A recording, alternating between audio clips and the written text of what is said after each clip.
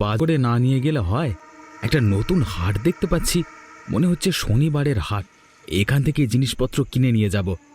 এখন সবে সন্ধে, তাড়াতাড়ি মাছ মাংস কিনে ফিরতে পারলে রাতে জমিয়ে খাওয়া দাওয়া করা যাবে। ওরে বাবা, এরা কারা? কি ভয়ানক দৃশ্য! ভূত কেন বাবা গো? এখানে তো মানুষের কাটা দেহ বিক্রি হচ্ছে।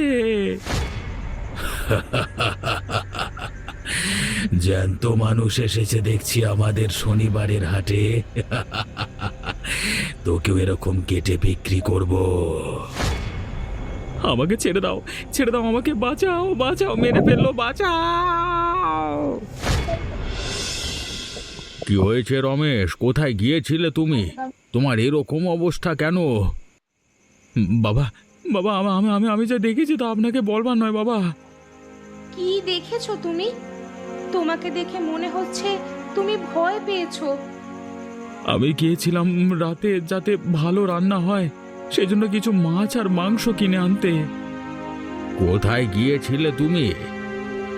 আমাদের গ্রামের একদম শেষে, যেখান থেকে দ্বিতীয় গ্রামের শুরু হচ্ছে, সেখানে শনিবার সন্ধ্যার হাটে। কি দেখেছো তুমি? সেটা একটা ভুতুড়ে হাট। ওখানে অনেক ভয়ানক ভয়ানক চেহারার সব ভূত পিশাচ মানুষের কাটা দেও বিক্রি করছে। ওর বাবা, কি ভয়ানক! তুমি এই গ্রামে নতুন এসেছো, কিছু জানো না, কেন গিয়েছিলে তুমি?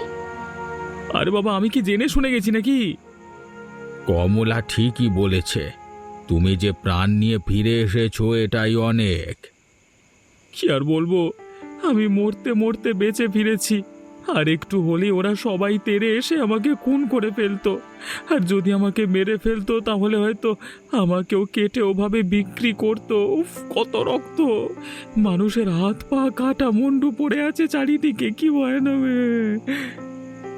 দেখো বাবা, তোমাকে আমি সব খুলে বলছি।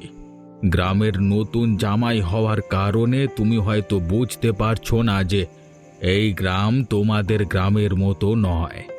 এখানে অনেক এমন বিষয় আছে যেগুলোকে এখানকার মানুষ এড়িয়ে চলে বা ভয়ে সেখানে যায় না। বিশেষ করে ওই জায়গা, ওখানে যে যায় সে আর বেঁচে ফিরে আসে না। কিন্তু যা হচ্ছে এগুলো তো চলা ঠিক নয়। তুমি কি তার ঠেকা নিয়ে বসে আছো? কি ঠিক কি ভুল সেটা তুমি ঠিক করার কে শুনি?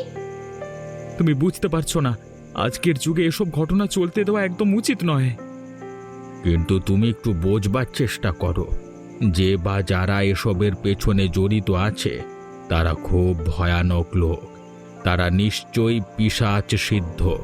তারা যা খুশি করতে পারে। এই গ্রামের প্রচুর মানুষ এর আগে মারা গেছে। ওগো, ওগো, তুমি একটু আমার কথা শোনো। যেখানে যেমন নিয়ম তা মেনে চলার চেষ্টা করো। এখানে তুমি দুদিনের জন্য অতিথি হয়ে এসেছো, সব বিষয়ে মাথা গলাতে গেলে বিপদ ডেকে আনবে। আমি কোনো কথা শুনবো না, আমাকে জানতেই হবে এর পেছনে কি আছে। ঠিক আছে, তুমি যখন নাছোড় বান্দা, তখন এইসব ব্যাপার নিয়ে পরে ভাবা যাবে। এখন এসো, খেয়ে নাও। তোমাকে অনেকক্ষণ থেকে দেখছি চিন্তিত মুখে বসে আছো। চা তো ঠান্ডা হয়ে গেল, খাবে কখন? হ্যাঁ, হ্যাঁ, এই যে খাবো খাবো। কি নিয়ে চিন্তা করছো বলো তো তুমি? দেখো ভাই, আমাকে বলতে পারো, কিন্তু তোমাকে আমাদের এদিকে কোনোদিন দেখিনি, মনে হচ্ছে নতুন মানুষ। হ্যাঁ, হ্যাঁ, আমি গ্রামের নতুন জামাই। এ নতুন জামাই আবার চিন্তা করে নাকি? হ্যাঁ, কি হয়েছে বলো দেখি। এখন দোকানে কেউ নেই, তোমার কথা কেউ শুনবে না, আর আমিও কাউকে বলবো না। কালকে সন্ধেবেলায় ভাবলাম নতুন শ্বশুর বাড়িতে এসেছি, কিছু বাজার করে নিয়ে যাই। কিন্তু তোমাদের এখানে যে ভূত আর পিশাচদের হাট বসে শনিবারে, সেটা তো জানতাম না।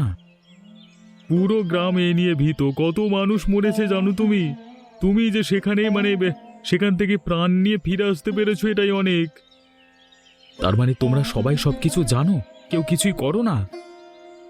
আমার সাহস আছে, এই ভূতের ব্যাপারটা আমিও শেষ করতে চাই রে বাবা, কিন্তু কেউ আমাকে সঙ্গ দিতে রাজি নয়। সবাই ভয়ে ঘরের ভেতর ঢুকে আছে। এদিকে বুঝছে না যে যত লুকিয়ে থাকবে তত মরতে হবে। আর শুধু তো মৃত্যু